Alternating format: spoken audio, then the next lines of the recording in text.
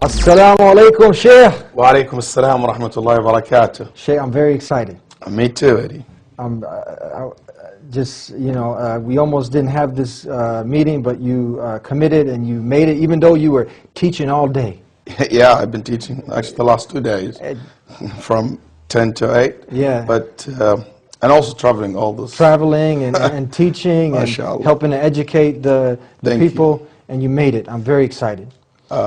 I'm glad to be here, and my family, by the way, watch your show all the time. They talk about it. MashaAllah. So my daughter are excited about this episode in particular, Well, I guess. you let her know I'm excited to have you here. Most of the Muslims know about you, but we tried to cater to a lot of the non-Muslims because we want them to know that Islam is for everybody. Islam is for the whole of mankind. And we want them to know a little bit about you. From what I know, tell us, you fill in the blanks. You have a master's in Islamic theology? Yes, I did. I actually finished my bachelor degree in Islamic Studies in Saudi Arabia. Then I finished my master's also over there. And also, 1.5 years ago, I finished my PhD as well. And all of my studies were in theology, Islamic theology. Also a PhD. Alhamdulillah, I got it. You got it? Yeah. Congratulations. Thank you. So, mashallah, yeah. So you're also an imam. That's like a spiritual leader at the Houston or Clear Lake Islamic Center. Yeah. Clear Lake Islamic Center. Okay. And it's in Houston, Texas. That's where I live. Yeah. So we're not talking to some car mechanic about Islam. We're talking about somebody who knows Islam. You know the Quran. Yeah. You know the language, the original language that it was revealed in, the Arabic. So you're someone who's qualified to help clear up some of these misconceptions. Alhamdulillah, yes. All right. But before we start, I was fortunate enough, alhamdulillah, I went to visit. Are you actually from Riyadh, or from where were you born? I was born in Cairo, but I raised in Saudi Arabia. Yeah. Yeah. So when I went out there, I saw some of the customs, and I got to hang out with Sheikh Yusuf Estes, and people were really excited about, line up. They wanted to meet him, and everywhere we went, they have all these, what do you call them? They got the chairs lined up, and you can put like 50 people in a room. What are those called? And they bring out these little cups like this.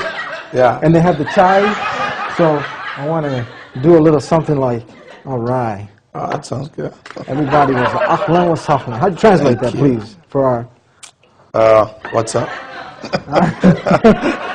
And they had the dates everywhere we went.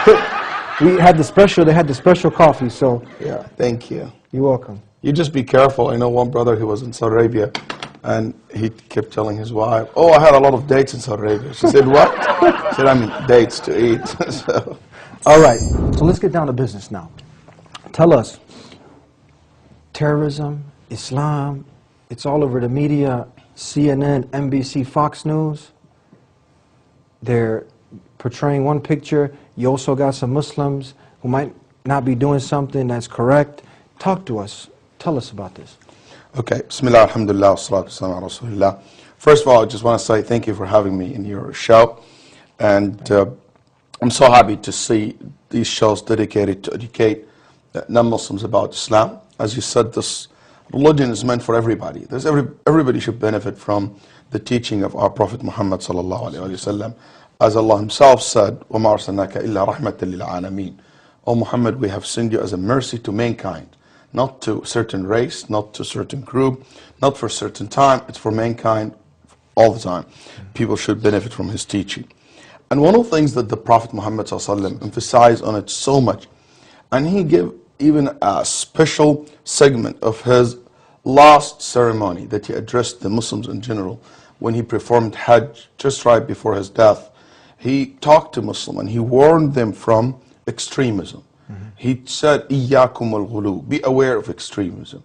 Because that concept of being extreme, overexcited, it was exist in all nations before Islam. As a prophet, as a messenger who had been told by God about previous nations, what kind of problems that they had, he was also informed about this as one of the problems that might this ummah face in future. So he warned his companions and his followers from this. It is something the Prophet emphasized on it in that speech so much. He said, إِيَّاكُمُ الْغُلُو, إِيَّاكُمُ الْغُلُو. And also in several occasions he talked about it, to warn us from being extreme in our views, extreme in the way we understand or practice the religion, or practice the religion. So, unfortunately, today there is a picture been drawing in the media about Islam and Muslims.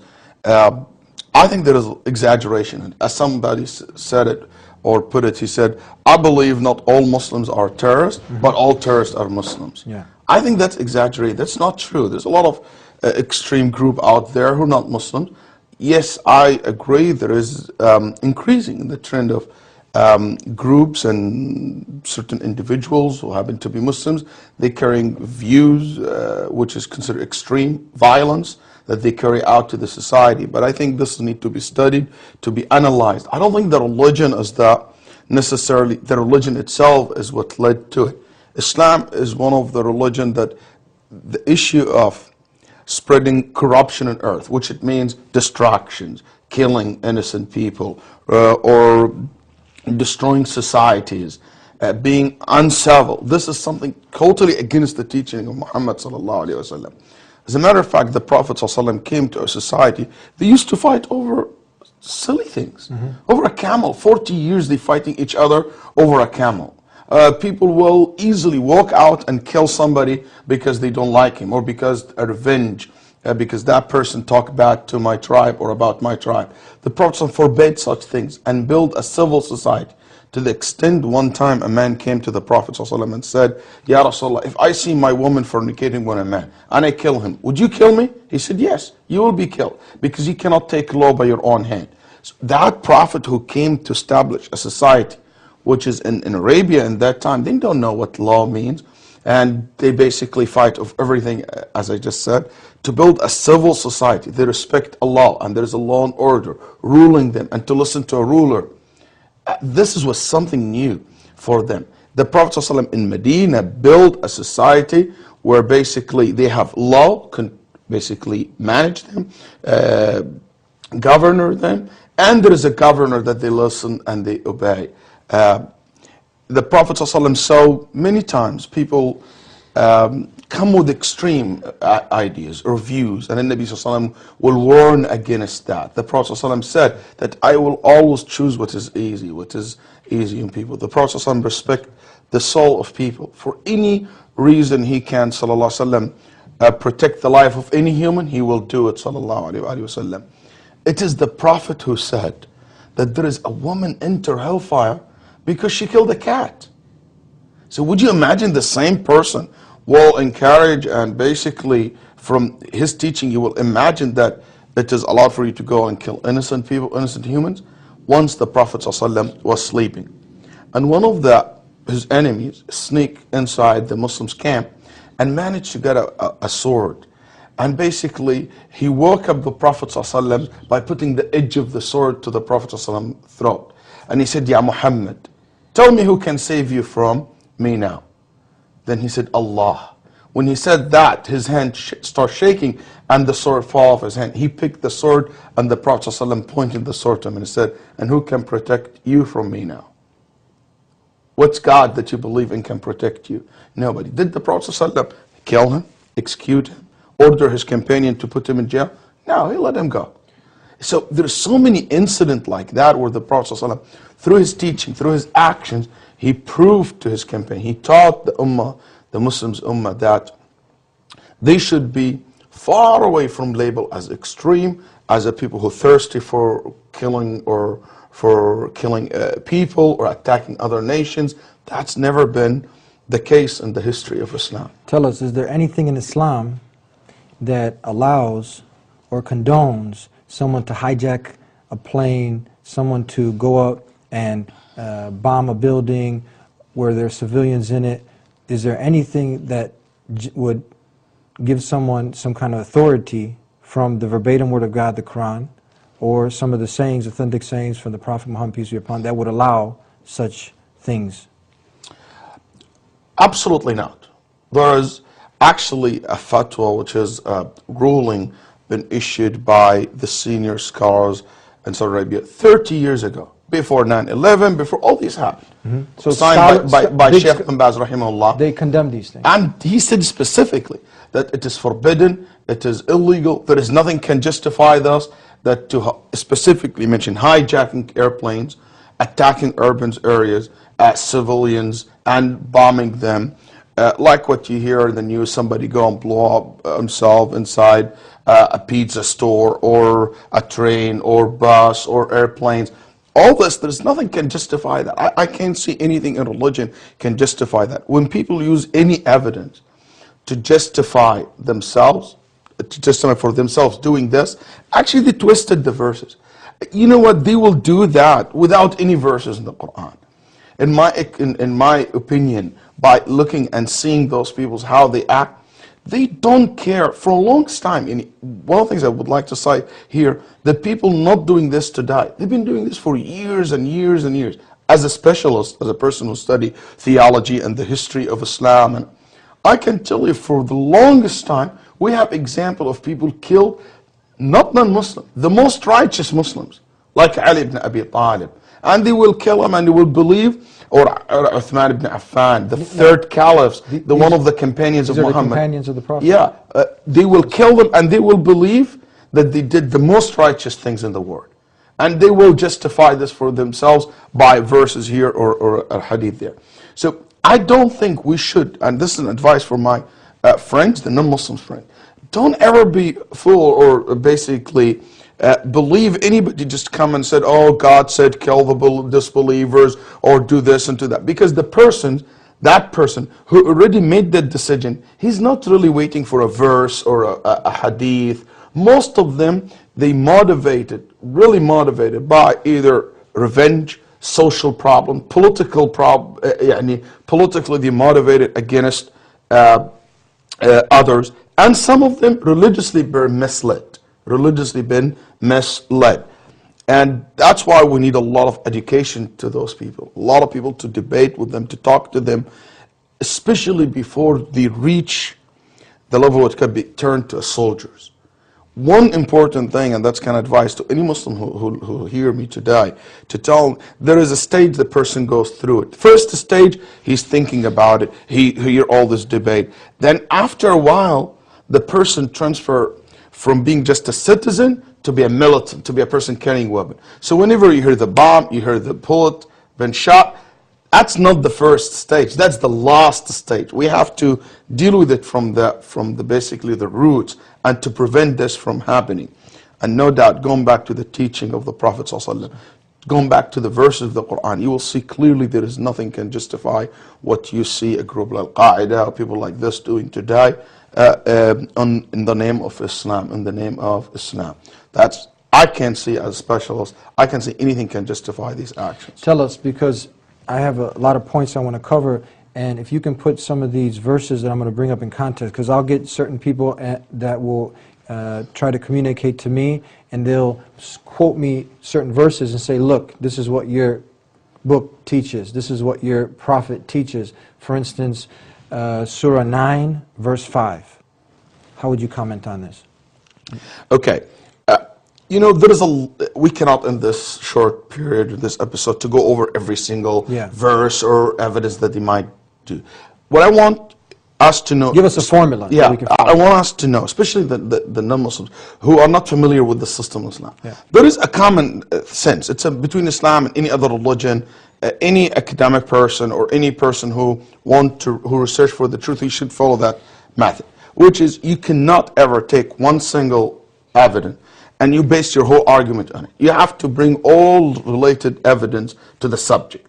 So you cannot pick one verse from the Quran and you forgot about the verse before it and after it. For instance, that particular verse that you quote in Surah 9, verse 5, in Surah At-Tawbah, Allah subhanahu wa ta'ala is specifically talking about the kuffar of Quraysh, the pagans of Mecca, who were in war with the Prophet ﷺ. The Prophet ﷺ had a deal with them, then that treaty came into an end, and now Allah ordered the Prophet ﷺ to fight those mushrikeen and to basically not to accept from them any treaty. Okay, that exact same verse, let's see how the Prophet ﷺ applied in real life. That verse that we talk about. The Prophet Muhammad conquered Mecca. When he conquered Mecca, he didn't have a big fight, by the way. Just maybe for a few hours, just the fight took place, and after that they surrendered.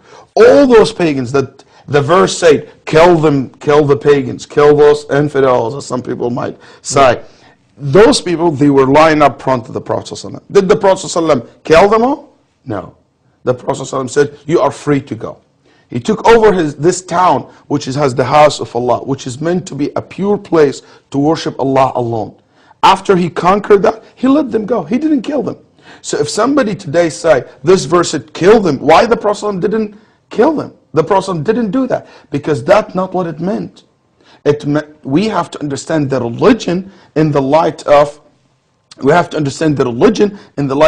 how the Prophet ﷺ applied this ahadith. Also, you take this verse and compare it to the other verses where Allah subhanahu wa ta'ala said that you fight those who are fighting you. The people of Mecca, they tried to kill the Prophet ﷺ. They killed his companions. They declared war against him. So that's normal for you to fight them back. The people in the north of Arabia, they declared war against the Prophet ﷺ by the help of the Romans in the north of Arabia. The Prophet ﷺ fought them back and sent the armies to them. Ibn al-Qayyim rahimahullah said that the Prophet ﷺ never ever started a war against anybody. Actually, we always saying, in janahul salm fajnah la, if they want to have a treaty with you, open the door for them to live in peace. Islam always promote that people will live in peace. Islam is one of the first, it's the first religion as far as I know, that taught his people to accommodate people from other faiths.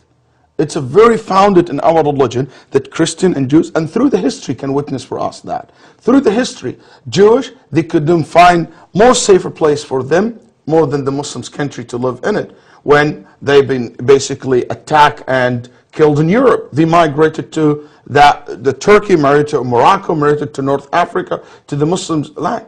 Christians, they also admit and they know that when the Crusaders themselves walk into Jerusalem and they kill the people who Christians like them, but they don't share with them maybe the same exact branch of Christianity, they never been treated like this by Islams, by the hand of Islams. Christians lived in Egypt, in north of Africa, and all over the Muslim world, and their rights protected. If this been said, nobody can say that it has to be an ideal. We don't live in an ideal world. Muslims are not perfect. Muslims are like any other nation. You know, there is a difference between religion and the people who follow the religion. I'm not saying every state in the history of Islam was a perfect state. There is bad examples in every nation, in every generation. You mentioned those examples. What I want to go into next briefly, because we're almost out of time, is that, so this would be the defect in the human being, that individual. Because we can give examples, for instance, from people who were supposed Christians. Hitler was Christian. He went out killing a lot of people because he thought that, you know, they killed his God. Is this correct? Yeah. So we can give some example. KKK, they were, you know, thought they were doing some good stuff by lynching people. Is there any other examples that you know of that of other faiths that or people in a faith? Timothy McVeigh went up and blew up some building, and so we want to separate the actions of individuals from the whole Christianity, Judaism, or Islam. I think that's a common sense. I don't need even these examples. I don't need these examples to. But many to people. Prove. For me as a Muslim, I really care about my Muslims, my Muslim brothers and sisters. I make sure that they don't cross the lines. I really. That's my nature. I don't give myself the authority to point finger to other religions and you have this happen to you. For me, I think that's fine. That can be set an example. Yeah. But I think that's not the point. The point, everybody agreed. There is no perfect human. You know, everybody has problems and mistakes. Yes, maybe some Muslims done something wrong, but look at the benefits that the Muslims have brought to the world as well. Look at the society that we're living in. There is a lot of things we enjoy today. Modern science, it started by a lot of Muslim scientists, Muslim civilizations have contributed to it, and the Muslims world today are part of this basically globalization that we're living in, and we have to figure a way for Muslims and non-Muslims to coexist together in peace, and we all line up against those minorities, which is the extreme group. I think they are minority, but they are loud. And I think one of the biggest mistakes that the media try to do is try to make them big, try to basically make them bigger than what they really are. and try to label Muslim. There is 1 billion Muslims on the face of the earth. You cannot label Muslims. You cannot basically say all Muslims or most of them are like that. And those people are minorities, and they are isolated, but they are loud. And sometimes we give them the excuse. We give them the excuse to do what they're doing by basically not practicing what we believe. If I may say something here, one of the biggest problems I see in the so-called war against terrorism, that a lot of people who declare that, they are not sincere in this. Mm-hmm. They do it for political reasons, yeah, or for economic reasons, to make money out of it. They're not really sincere about it. And that's one of the biggest problems. For Muslims, especially the Muslim scholars, they are sincere about fighting terrorism and extremism. Because one of my goals, those people who are extremes, I want to save them from the hellfire as well. I want to reach my hand to them to save them. I'm not their enemy in a sense. I also one person who want to give them da'wah. I want to guide them. I want them to leave this path that they have taken and go back to the society and be part of the society. I think if we are sincere about it, I think we will succeed more than what we are doing right now. So tell us the main message of Islam. Now we have we've clearly stated the facts that Islam condemns killing innocent women, children. It doesn't give authority to go hijack a plane, bomb a building. I mean, you have a right to defend yourself. Is this clear? If somebody trying to come in your house, come and force you out of, your home, you have a right, like anybody, to defend yourself. But there's a line that you don't cross. There is a very important point also for a lot of non-Muslims to know. They ask me a lot about jihad and the concept of jihad and things like that. There is one important thing that non-Muslims need to understand: the nature of religion. Islam is a way of life. In a sense, Islam came to teach people how to establish a state. So it's not like a spiritual things you do it in the church on Sunday or certain times or certain prayer before you eat, or it's not like occasional things. It's not like just very general moral system that you follow. Islam has a lot of details related to the way you live your life, the way you live your life. So part of the teaching of Islam, to live as a community, as a state, the issue of declaring war.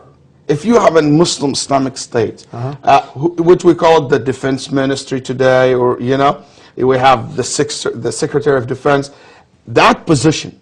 In Islam, there is rulings and there is teaching from Muhammad ﷺ and from Allah through the Quran to teach that Secretary of Defense how to behave in a time of war.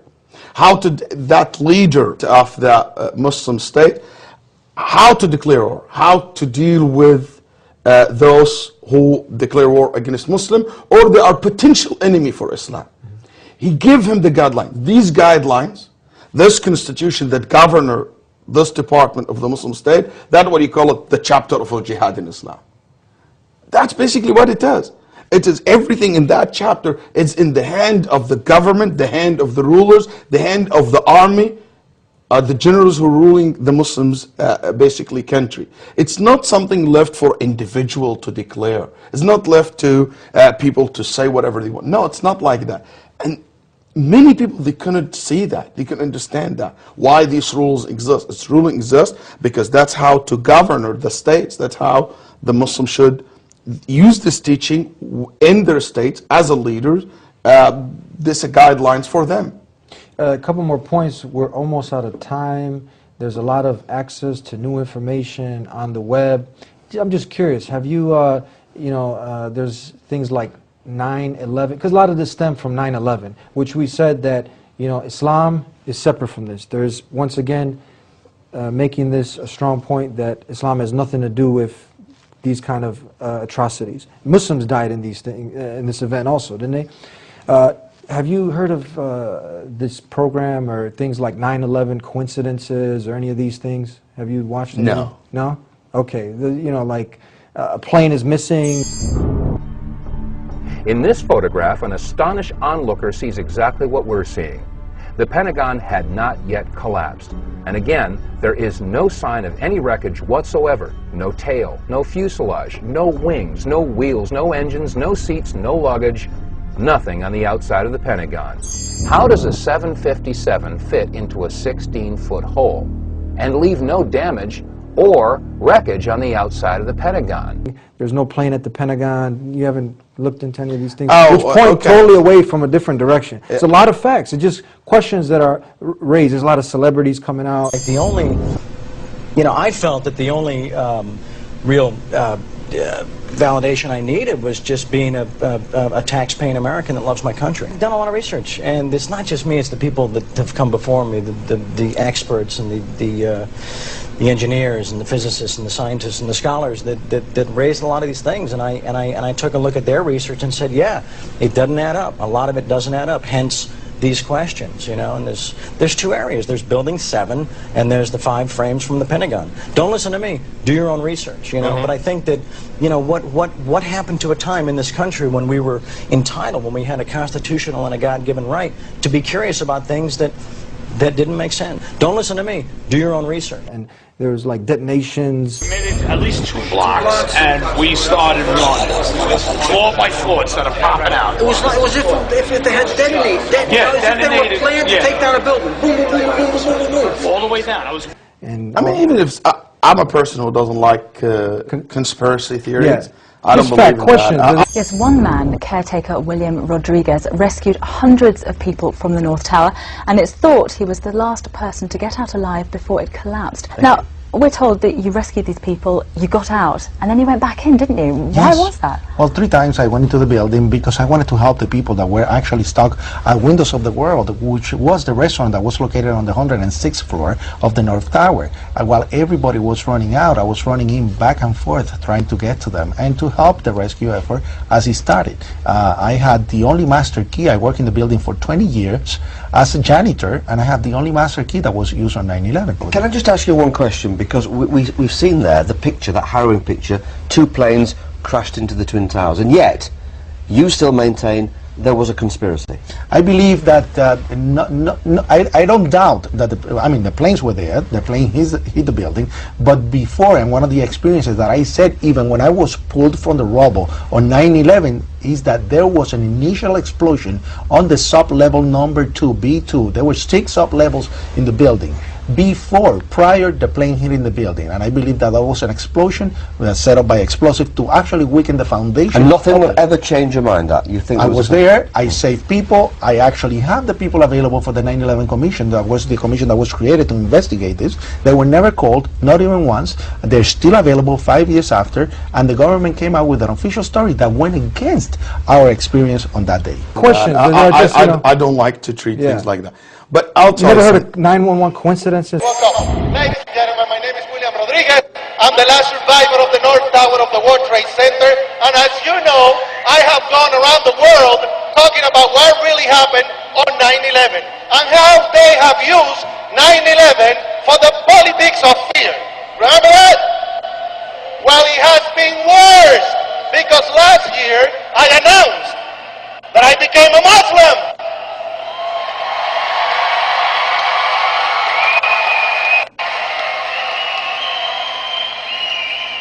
So they attacked me more. We made it at least 2 blocks, and we started running floor by floor instead of popping out. It was like, it was if they had detonated. Yeah, as if they were detonated, planned to yeah. take down a building. Boom, boom, boom, boom, boom, boom, boom, boom. All the way down. I was. Questions. that are just, you know, I don't like to treat Yeah. things like that. But I'll you tell you never heard something. of 911 coincidences? I heard about this Yeah. argument, but I don't believe it's correct. I believe it's happened. I believe it's happened. I believe generally what we hear in the news, that's what I think it happened. But for me, it's not far from the truth. For some people, some Muslims said, "Oh, the Muslim cannot do that." Why? It's possible. It's possible for them to do that. You know what? I was not shocked. I was not surprised when this happened, because those people who carried that attack against United States is the same people who carry attack in Riyadh, attacked in Egypt, in Algeria. I mean, they're not hesitant to do like this and worse to their own people. So I wouldn't surprise if they do that to America or to in England or Spain or anywhere in the world. I'm not surprised. So I don't need even to go through that to say, oh, they didn't do it. Whatever. I'm not going to go into the details of proving it happened or not. Yeah. But I would like to live in peace, and I don't like to think much of the conspiracy theory. Speaking of peace now, Islam, somebody who's out there and now they've gotten to hear that Islam condemns these kind of acts. Islam is clear of these kind of events. Islam is about submission and surrender to one God, doing what He wants you to do, and living in peace with the Creator, with yourself and society. Absolutely. Give us some more details describing what somebody now would have to do to accept Islam and to live Islam. Talk about this briefly before we come to an end. I just want to say very simple message to all my brothers and sisters who are out there watching us tonight, or today, whatever time you have now. Islam is about worshiping Allah subhanahu wa ta'ala alone. The one who created you, the one who created all this universe for you. He deserves to be worshipped alone, not to associate any other with Him, a human or any other creation. You submit yourself to your Lord. He created you, as He said, وَمَا خَلَقْتُ الْجِنَّ وَالْإِنسَ إِلَّا لِيَعْبُدُونَ. I have created man and jinn for no reason but to worship me alone. And as much you submit yourself to Him, you thank Him, you basically believe that He is your Lord, and you obey what He ordered you to do. Obeying Him, that's the real meaning of worship. That's the real message, the essential message of Muhammad sallallahu alaihi wasallam. Don't confuse yourself with all these details and talk. That's what's going to make you survive in the Day of Judgment. To know why He created you, why you are there, why you are been created, is to worship Him, to know Him. And without realizing this fact, the persons live this life lost. May Allah subhanahu wa ta'ala to guide all of us. And thank you very much for having me tonight. Thank you, Sheikh, for being with us. And I'd like to thank you for tuning in to another episode of The Deen Show. Come back every week, visit us, and we hopefully clear some of this junk that's out there so you can see the truth, and hopefully you accept the truth that there's only one God. He created you. He took care of you when you're in your mother's womb. He's there, ready to forgive you. All you got to do is accept Him as your creator, the last and final messenger, the Prophet Muhammad, peace be upon him. Islam is not a new religion. It's the same way of life that was brought by all the messengers. So when you're ready to do that, you can dial the number on the screen, 1-800-662-ISLAM. We're here to help you. You're our brothers in humanity, but take that next step. Accept that there is only one God. You're ready to do what He wants you to do on His terms, and then you be our brothers in faith. Hopefully we'll see you next time again, every week on The Deen Show. Until next time, Assalamu alaikum, peace be unto you.